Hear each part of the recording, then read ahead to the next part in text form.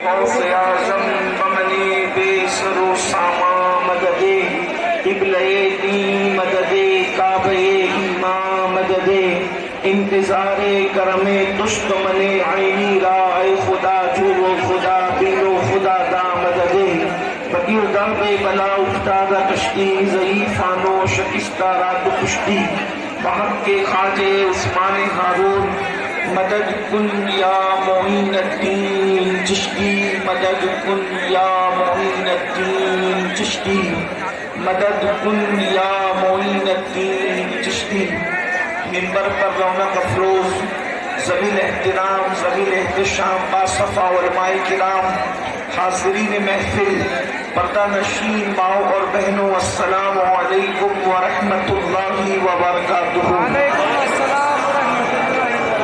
انتہائی احترام و عقیدت کے ساتھ اپنے اور ساری کائنات کے مرکز عقیدت انیس بے کساں چارہ ساز درد مندہ ہم غریبوں کے غم گسار ہم فقیروں کی ثروت شہر یار ارم تاجدار حرم نوبہار شفاعت شب اسرا کے دولہا نوشے بزم جنت دانائے سبل مولائے کل ختم الرسل خسرو خوباں سیاح دامکا وجہ کل فتح در اللہ المکنون سر اللہ المخزون عالم ما کانا وما یکون آبوں کے لئے انبیاء جانوں کے لئے اسفیاء مطلع ہر سعادت مطلع ہر سیادت خلاصہ کائنات فخر موجودات حضور احمد مجتبی محمد مصطفیٰ ارواحنا فدا صلی اللہ تعالی علیہ وآلہ وصحبہ وبارک وسلم کی بارگاہ میں بے کس پناہ میں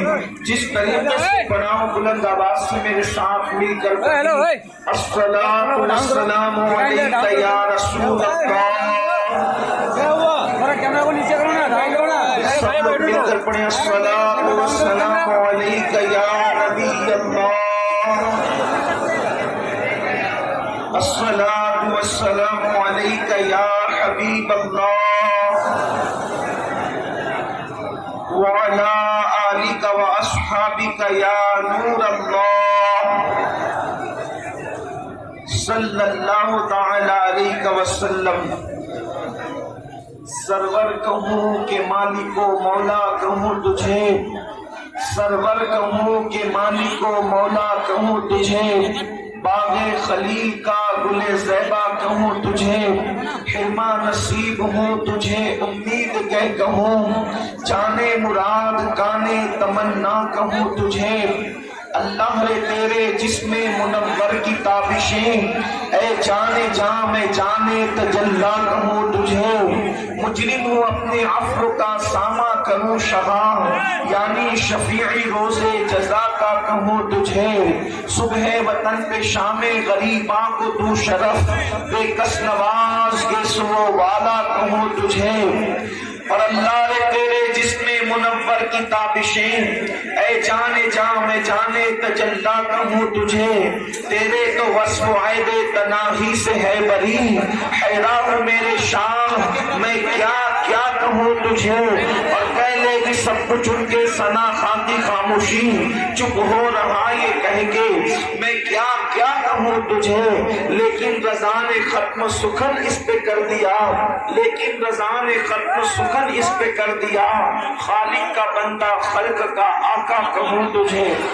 آج کی یہ خوبصورت حسین و جمیل محفل کشن گنج کی سرزمین پر دارالعلوم اہل سنت امجدیہ قدم رسول میں ہم سب موجود ہیں، اور تقریباً منتظمین کے بتانے کے مطابق 72 حفاظ آج حفظ کو مکمل کر کے حفظ کی دستار دینے کا شرف حاصل کر رہے ہیں اور سعادت حاصل کر رہے ہیں۔ مجھ سے بیشتر آپ نے مجھ سے بہت بڑے اہل علم، اہل دانش، خطبہ اور مفکرین سے ان کے خطابات سماعت فرمائے ہیں۔ میں اپنی جانب سے دارالعلوم کے ناظم اعلیٰ حضرت حافظ و قاری محسن رضا صاحب تحسینی اور ان کے تمام رفقا کو اور تمام اساتذہ کو مبارکباد پیش کرتا ہوں کہ یقیناً ایک بچے کو حافظ بنانا آسان نہیں، لیکن 72 حفاظ انہوں نے قوم کو عطا فرمائے، اور وہ بھی 72، نہ 73 بنائے نہ 71 بنائے، بلکہ 72 بنائے، اور یہ 72 کا عدد کربلا والوں کا عدد ہے۔ تو آج بھی اس محفل کو بڑا رنگ ہے اور اس پر عشق و مستی کا رنگ چھایا ہوا ہے۔ تعلیمی کانفرنس میں میں ارادہ کچھ اور کر کے آیا تھا کہ میں کوئی گفتگو کروں گا، لیکن بھائی کفیل انبر کے نعروں نے اور ان کے بعد جناب مداح رسول محمد علی فیضی صاحب کے کلام نے حضور آپ کو دیکھنا چاہتا ہوں، اس نے میری طبیعت میں ایک تبدیلی سی پیدا کی، اور بربط دل کے تار اس طریقے سے چھڑ گئے کہ میں نے سوچا کہ اب کوئی اور عنوان لینا انتہائی جفاکاری ہوگی، اس لیے میں نے اپنے عنوان کو تبدیل کر دیا ہے۔ ان کے کلام کو سن کر میں امید کرتا ہوں کہ آپ سب آنے والی گفتگو کو توجہ کے ساتھ سماعت کریں گے۔ یقیناً میں بار بار آپ سے یہ نہیں کہوں گا کہ آپ خاموش رہیں یا سبحان اللہ کہیں، کوئی بات نہیں ہوگی، صرف آپ کو اپنے عشق رسول کا ثبوت دینا ہے۔ یاد رکھیے اس وقت مسلم امہ پوری دنیا کے اندر دبی ہوئی ہے، پوری دنیا کے اندر کچلی ہوئی ہے، پوری دنیا کے اندر تباہی اور بربادی کے دہانے پر پہنچی ہوئی ہے۔ یاد رکھیے کہیں پر مسلمان زمین کا کوئی خطہ ہو جہاں مسلم حکومت ہے یا غیر مسلم حکومت ہے، کہیں پر لوگ چین اور سکون کی سانس نہیں لے پا رہے ہیں، کہیں پر کوئی مسئلہ ہے، کہیں پر کوئی مسئلہ ہے، ہر جگہ کسی نہ کسی مسئلے سے مسلم امہ دو چار ہے۔ ایسے ماحول کے اندر جب کہ کہیں مسلمان روٹی کپڑا اور مکرن کے لیے ترس رہا ہو، کہیں پر مسلمانوں کی بیٹیاں غیروں کے ساتھ بھاگ رہی ہو، کہیں پر مسلمانوں کی بچیاں اللہ اکبر کسی کا ہاتھ پکڑ کر جا رہی ہو یا لوجوں کے اندر فروخت ہو رہی ہو، مسلمانوں کے چھوٹے چھوٹے بچے کھیتوں میں کام کر رہے ہوں، مسلمانوں کے چھوٹے چھوٹے بچے ہوٹلوں پر مزدوری کرنے پہ مجبور ہو چکے ہوں، مسلمانوں کا حال یہ ہو غربت کی چکی میں ایسے پس رہے ہوں کہ اللہ اکبر اسکول کی فیس بھرنے کے لیے پیسے نہ ہو، ایسے حالات کے اندر لوگ کریں تو کیا کریں، آخر کیا ایک کام کریں، آخر کون سا کام انجام دے جس کی بنیاد پر اس گرتی ہوئی قوم کو ہم اوپر اٹھا سکیں۔ اللہ اکبر آخر کیا اس قوم کو پیغام دیا جائے کہ کچلی ہوئی قوم پھر سے اٹھ کر پورے قد سے کھڑی ہو سکے، آخر اس قوم کو وہ کون سا پیغام دیا جائے، کس طرح اس قوم کو لایا جائے۔ اللہ اکبر کس قوم کو لایا جائے، کس قوم کو یا اس قوم کو کس مقام پر لایا جائے جس کی بنیاد پر اللہ اکبر یہ قوم اللہ اکبر دلدل سے گناہوں کے نکل کر اس صدر تقوی کی شاہراہ پر آ سکے۔ میرے پیارے آقا علیہ السلام کے پیارے دیوانوں، تو مجھے تو کوئی عنوان سمجھ نہیں آتا۔ یاد رکھیں میں علم کا مخالف نہیں، بلکہ میرا نظریہ تو یہ ہے اللہ کے رسول صلی اللہ علیہ وسلم نے 23 سال کی قلیل مدت کے اندر جو پوری دنیا میں شرق سے لے کے غرب تک انقلاب پیدا کیا تھا وہ خالص تعلیمی انقلاب تھا۔ لیکن یاد رکھنا صرف تعلیم اپنے مسئلے کا حل نہیں ہے، صرف دولت اپنے مسئلے کا حل نہیں ہے، صرف عبادت اپنے مسئلے کا حل نہیں ہے، صرف سیاست اپنے مسئلے کا حل نہیں ہے، صرف اللہ اکبر نعرے اپنے مسئلے کا حل نہیں ہے، صرف کانفرنس اپنے مسئلے کا حل نہیں ہے۔ آؤ جتنی بھی قوموں کو اٹھانے کے لیے ایک نسخہ ہے، باقی قوموں کو تقوی کا شعور دینے کا ایک نسخہ ہے، اور وہ نسخہ کیا ہے؟ اللہ اکبر انقلاب۔ انقلاب ہمیشہ قلب والوں سے آتا ہے، دل والوں سے آتا ہے، اور دل کے اندر کیا ہوتا ہے جو انقلاب آتا ہے؟ یاد رکھنا عرب کی وہ بولیاں نشین قوم جو نمک اور کافور میں فرق نہیں کر پاتی تھی،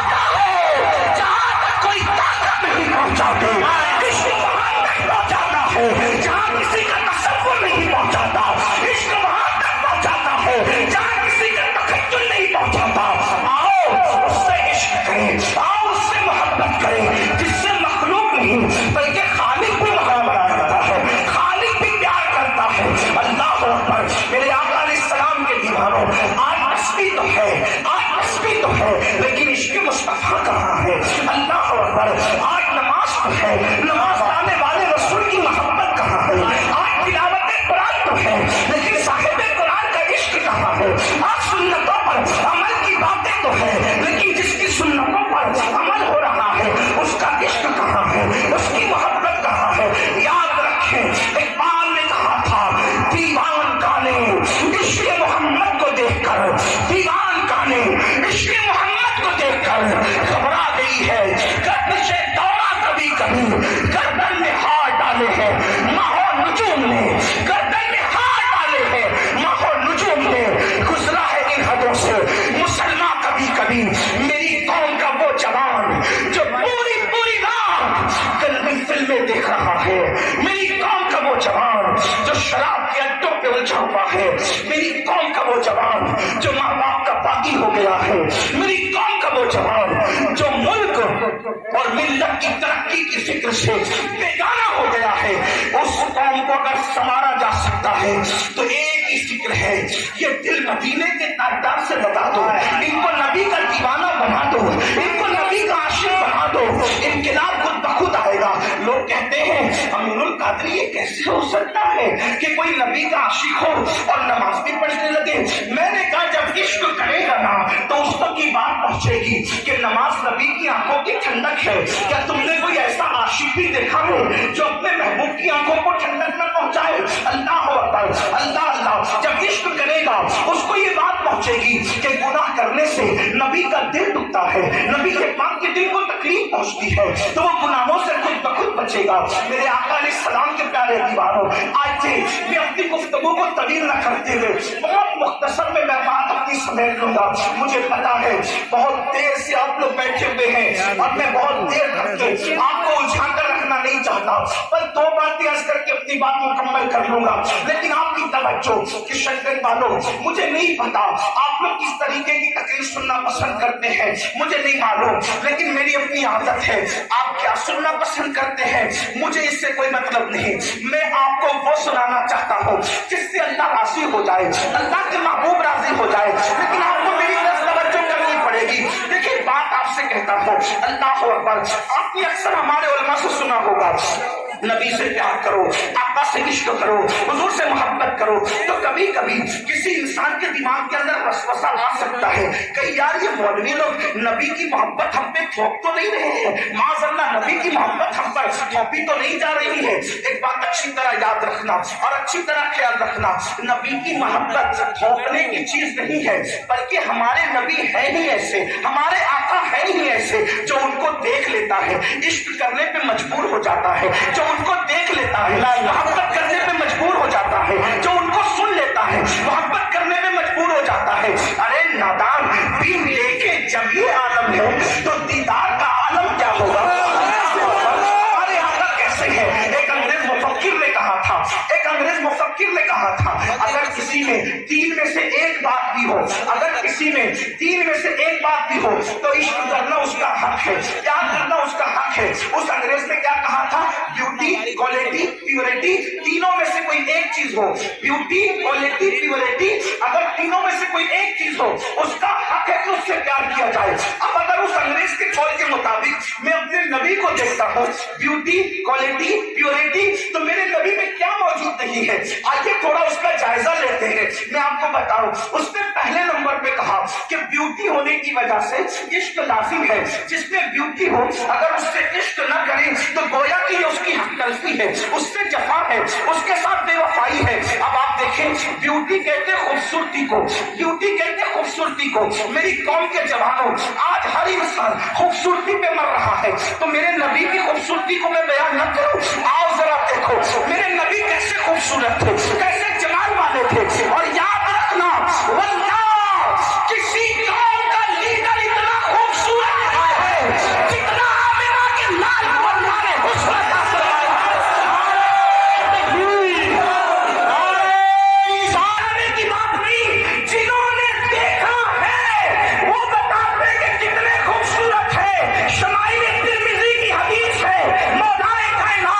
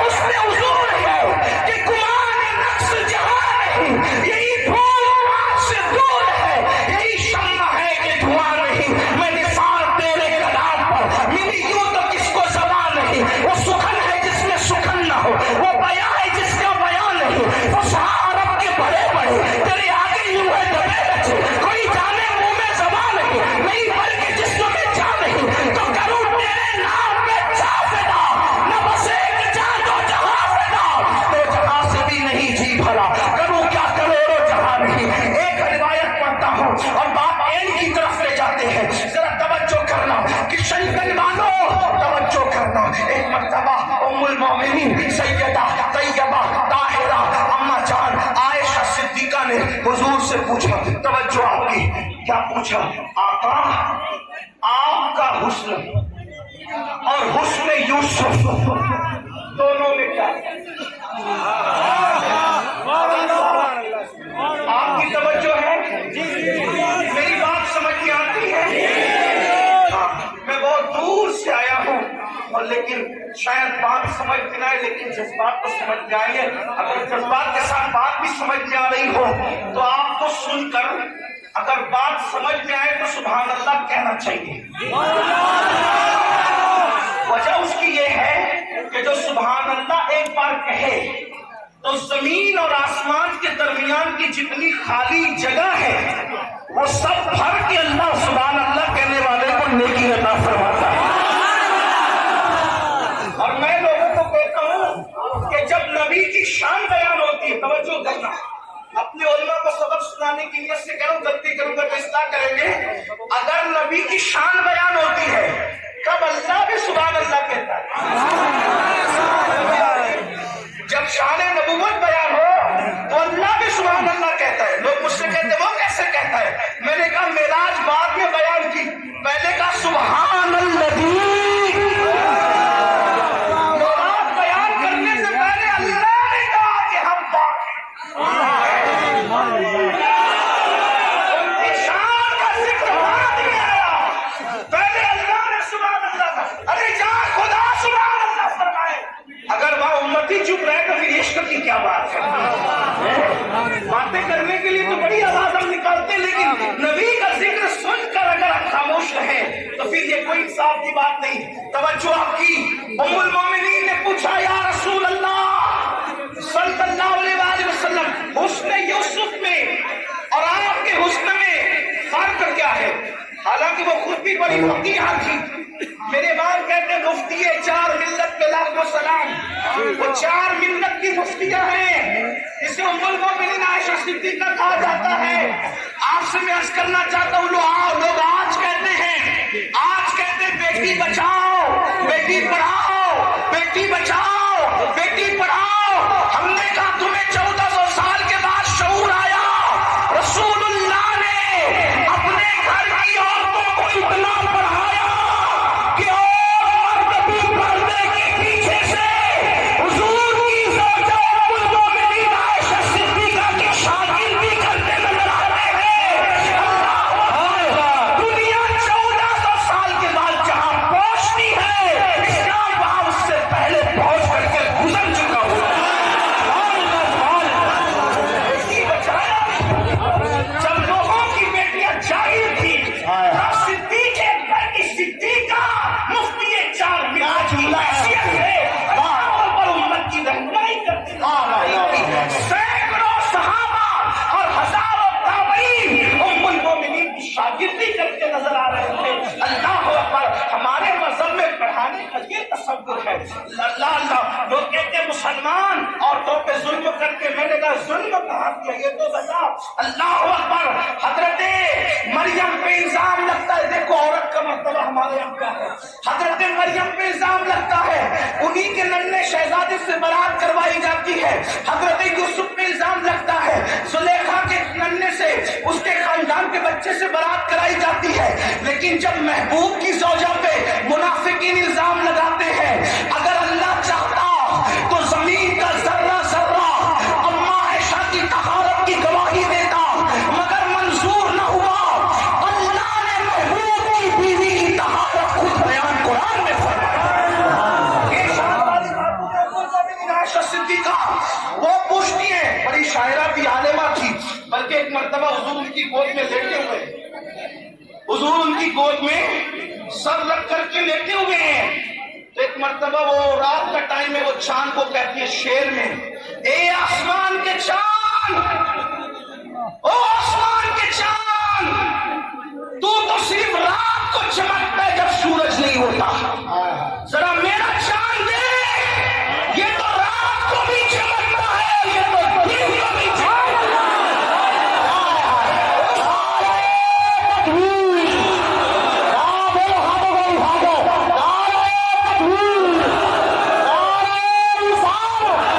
جب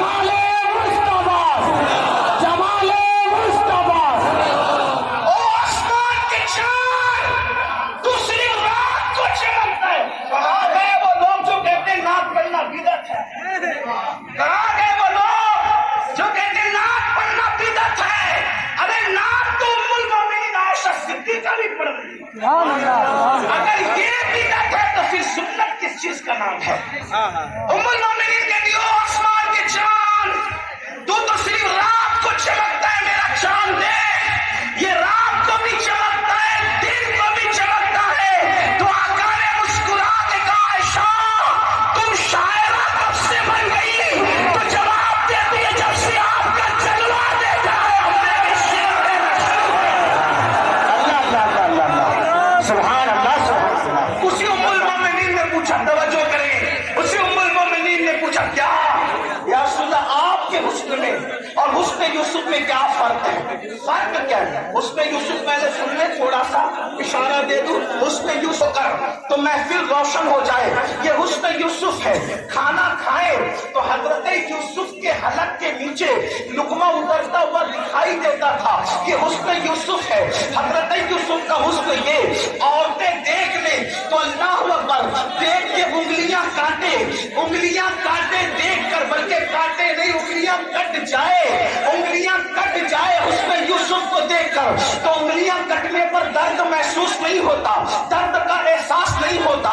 حسن یوسف یہ بابا سے چھٹ جائے تو 50 سال تک روتے روتے حضرت یعقوب کی آنکھیں سفید ہو جائے۔ حسن یوسف یہ اللہ اکبر کوئی بھوکا دیکھے تو اس کی بھوک ختم ہو جائے، کوئی پیاسا دیکھے اس کی پیاس مٹ جائے، کوئی غمگین دیکھے اس کا غم ختم ہو جائے۔ یہ کیا ہے؟ حسن یوسف ہے۔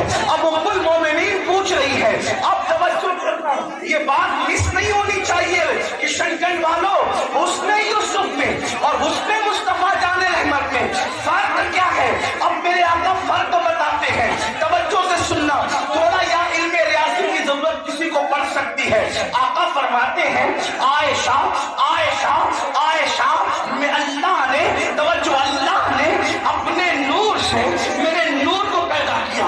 حسن یوسف اور حسن مصطفیٰ کا فرق دیکھیں، کہتے ہیں آقا عائشہ اللہ نے اپنے نور سے میرے نور کو پیدا کیا، اللہ نے اپنے نور سے میرے نور کو پیدا کیا۔ میں بار بار جملوں کی تکرار اس لیے کر رہا ہوں کہ یہاں پڑھے لکھے بھی ہوں گے اور میری طرح کچھ ان پڑھ بھی آئے ہوں گے، تو ان لوگوں کو بھی بات سمجھ میں آ جائے۔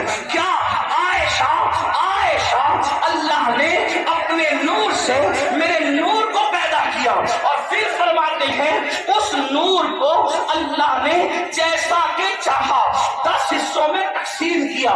نور کے بارے میں ہمارا عقیدہ یہ ہے کہ نور تقسیم نہیں ہوتا، لیکن مجازاً صرف سمجھانے کے لیے یہ بات نہیں جا رہی ہے۔ اللہ نے اپنے نور سے میرے نور کو پیدا کیا، پھر اس کے 10 حصے کیے۔ اب 10 حصے میں سے، توجہ کرے، 10 حصے میں سے ایک حصے سے پھر 10 حصے کیا، اپنے نور سے نبی کے نور کو پیدا کیا، اس کے 10 حصے کیے، 10 میں سے پھر ایک حصے سے پھر 10 حصے کیے۔ اب اس 10 حصے میں سے پھر ایک حصے سے پوری کائنات کا حسن بنایا۔ دیکھیں، توجہ کریں، سمجھے، اللہ نے اپنے نور سے میرا نور پیدا کیا، اس نور کے مجازاً 10 حصے کیے، 10 میں سے پھر ایک حصہ نبی کا نور، اس کے 10 حصے، 10 حصے میں سے ایک حصہ، ایک حصے میں سے پھر 10 حصے، 10 حصے میں سے پھر ایک حصہ، اور اس ایک حصے میں آقا فرماتے ہیں پوری کائنات کا حسن پیدا کیا، پوری کائنات کا حسن۔ مطلب کیا؟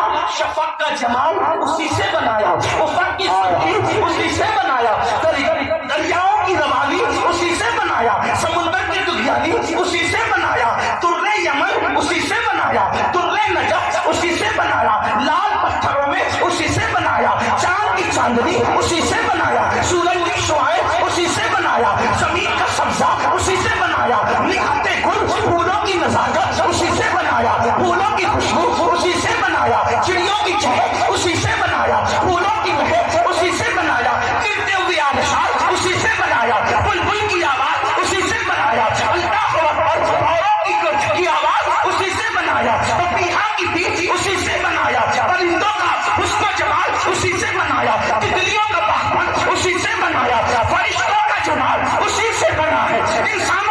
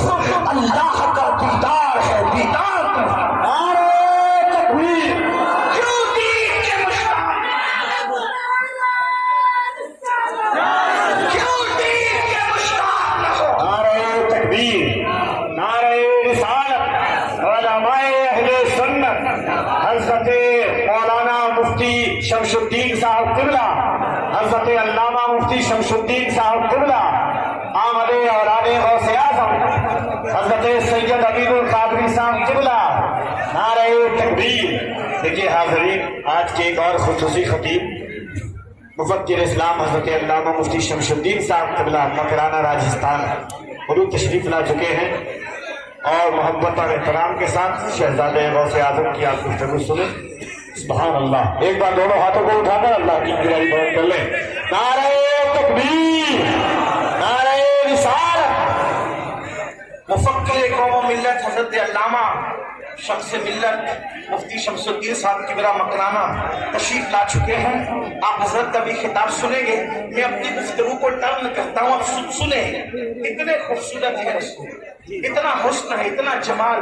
ایک بات آپ کو بتاؤں، ہمارے بزرگوں نے اپنی کتابوں میں لکھا ہے، آپ دیکھو کتنا بھی خوبصورت آدمی سوئے گا تو اس کی آنکھوں پر نیند کا اثر ظاہر ہوتا ہے، کتنا بھی خوبصورت ہے، لیکن حضور علیہ السلام جب نیند سے اٹھتے تھے تو آنکھوں پر کبھی نیند کا اثر ظاہر نہیں ہوتا تھا، اور حضور کا کبھی وضو بھی نہیں ٹوٹتا تھا نیند کی حالت میں، بلکہ جب نیند سے اٹھتے تھے تو ایسا لگتا تھا جیسے کسی نے سر میں کنگھی کی ہو اور آنکھوں میں سرما لگا دیا ہو۔ وَلَلْآخِرَةُ خَيْرٌ لَكَ مِنَ الْأُولَىٰ کے تحت ان کے حسن میں اور اضافہ ہو جاتا تھا۔ اب آپ سے پوچھتا ہوں، ایسا خوبصورت حسن والا رسول، جمال والا رسول، کمال والا رسول اللہ نے آپ کو ہمیں عطا فرمایا، تو یہاں پر ایک بات مجھے یاد آتی ہے، اب ذرا توجہ کرنا، گفتگو آخری مرحلے کی طرف مڑتی ہے، اب نوجوانوں کی توجہ۔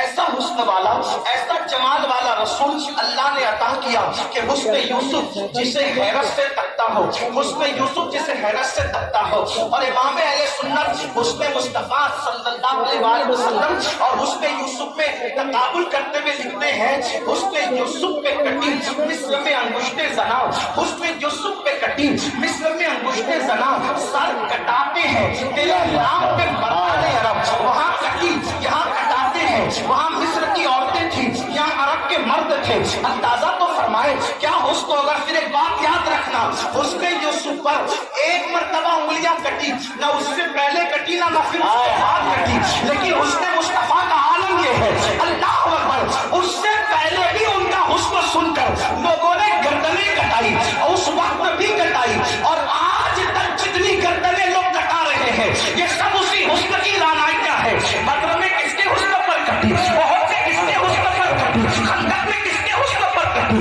خیبر میں کس کے حسن پر کٹی، کربلا میں کس کے حسن پر کٹی، قادسیہ میں کس کے حسن پر کٹی، اور اللہ اکبر سن لو، پوری کائنات کے اندر یہ جو حسن جمال کی رعنائیاں ہے، اگر حسن مصطفیٰ نہ ہوتا، اگر حسن مصطفیٰ نہ ہوتا تو کوئی بلبل کسی گل پر جان نہ دیتا، کوئی پروانہ کسی شمع پہ جان نہ دیتا۔ میرے امام کہتے ہیں اور بڑے مزے میں کہتے ہیں انہی کی بو مایہ سمن ہے، انہی کی بو مایہ سمن ہے، انہی کا جلوہ چمن چمن ہے، انہی سے گلشن مہک رہے ہیں، انہی کی منت گلاب میں ہے، اور ان کے شہزادے ہمارے دادا مرشد حضور مفتی اعظم یہی کہتے ہیں اللہ اکبر، بڑے مزے میں کہتے ہیں کہ یا رسول اللہ صلی اللہ علیہ وسلم، بلبل ہے تیرا بلبل، پروانہ ہے پروانہ، یعنی یا رسول اللہ بلبل بھی آپ ہی کا شیدائی ہے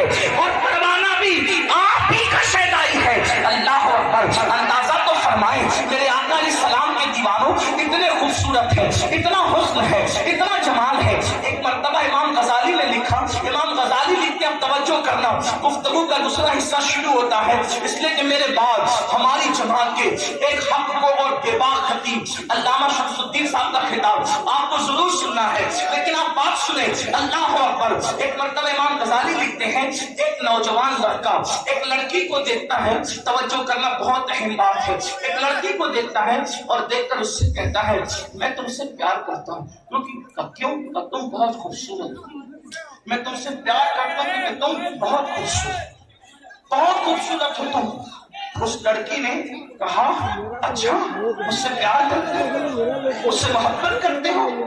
تو اس نے کہا ہاں تم سے پیار کرتا ہوں۔ تو لڑکی نے جواب دیا، لڑکی کا جواب سنو، بڑا خوبصورت جواب تھا اس کا.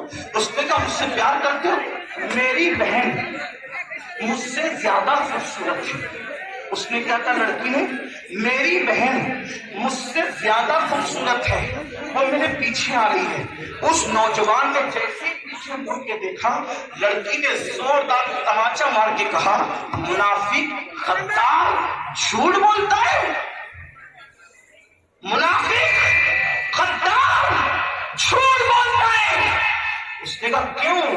کہ اگر تیرے دل میں میرا عشق ہوتا تو پھر میرے سوا کسی کو پلٹ کر نہ دیکھتا.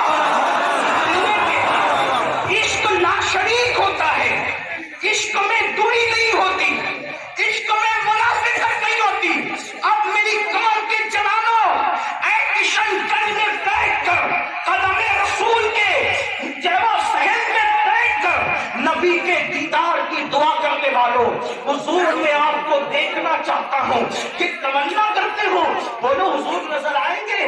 جن آنکھوں نے پوری پوری رات نرم نرم گدوں پہ لیٹ کر زنا کے مناظر دیکھے ان کو حضور نظر آئیں گے.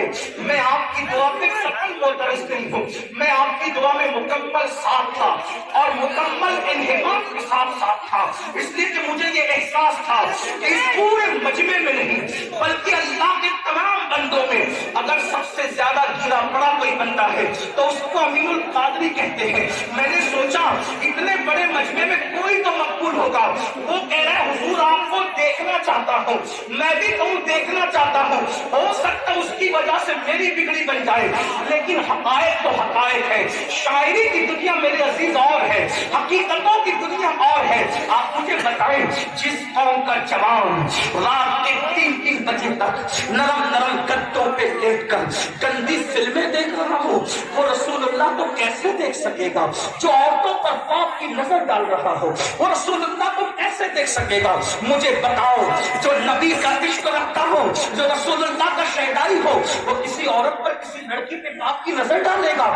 سن لو, اللہ کے رسول غیب نبی صلی اللہ علیہ وسلم نے فرمایا جس نے کسی عورت پر پاپ کی نظر ڈالی اس کی آنکھوں میں جہنم کی آگ کی بنی ہوئی سلاخیں ڈالی جائے گی.